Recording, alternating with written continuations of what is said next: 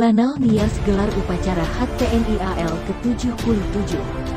Peringatan HUT TNI AL tersebut dilaksanakan melalui upacara dipimpin Komandan Lanal dan Lanal Nias Letkol Laut Jerry Henry Manuhutu, bertempat di lapangan upacara Lanal Nias, Jalan Baloho Indah. Nomor 1, Kelurahan Pasar Teluk Dalam, Kecamatan Teluk Dalam, Kabupaten Nias Selatan, Sumatera Utara, Senin, tanggal 12 September tahun 2022. Dan Lanal Nias membacakan amanat Kepala Staf Angkatan Laut, Kasal, Laksamana TNI Yudo Margono pada peringatan HUT TNI AL ke-77. Dalam amanatnya, Kasal menyampaikan, sejarah pengabdian TNI AL kepada Negara Kesatuan Republik Indonesia, NKRI, telah terukir dengan tinta emas sejak lahirnya bangsa Indonesia 77 tahun silam. Mulai dari pendaratan pasukan M di Selat Bali, pertempuran Laut Aru, hingga pertempuran di Laut Cirebon, merupakan fakta sejarah pengabdian TNI AL kepada negara. Torehan tinta pengabdian ini tidak berhenti sampai di situ. Saat ibu kota Jakarta membara dilanda kerusuhan massa tahun 1998, TNI Angkatan Laut hadir meredam para demonstran secara humanis. Bahkan ketika KM Sinar Kudus yang dibajak di Somalia, sambung dia, TNI AL berlayar ribuan mil menuju Teluk Aden untuk membebaskan para sandera.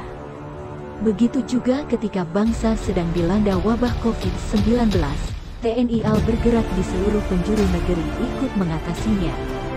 Itulah sebagian kecil dari bukti nyata, pengabdian tanpa pamrih TNI Angkatan Laut pada negara, ujarnya. Kasal menuturkan, Indonesia sebagai negara maritim maka laut akan selalu dan selamanya menjadi urat nadi kehidupan bangsa.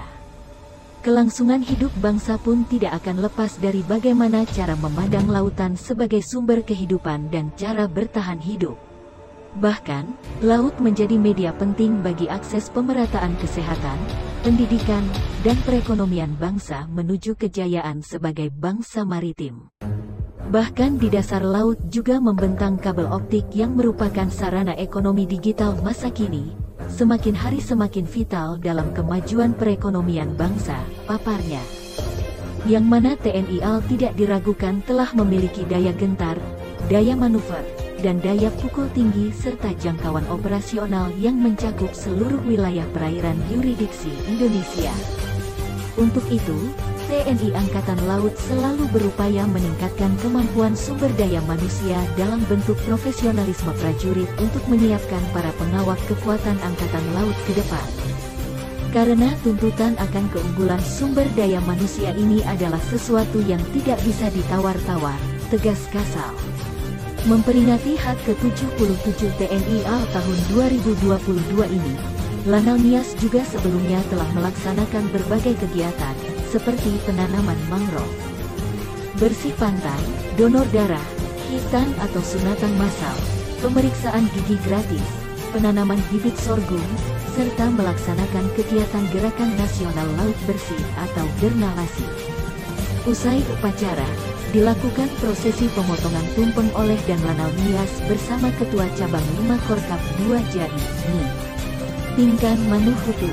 Hadir saat itu, Pasintel Lanal Nias Mayor Laut Ismail Hamid, Pasops Lanal Nias Mayor Laut Yudiono, dan Unit Intel Lanal Nias Kapten Laut Heri Wahyudi, K. Akun Lanal Nias, Kapten Laut Purwanto, PJS, Paspotmar Lanal Nias Letu Laut Amir Husin Lubis, serta semua perwira, Bintara, Tamtama, Pens, Ibu-ibu Jala Senastri Cabang 5 Korkap 2 JAI Lanal Nias serta PHL Lana.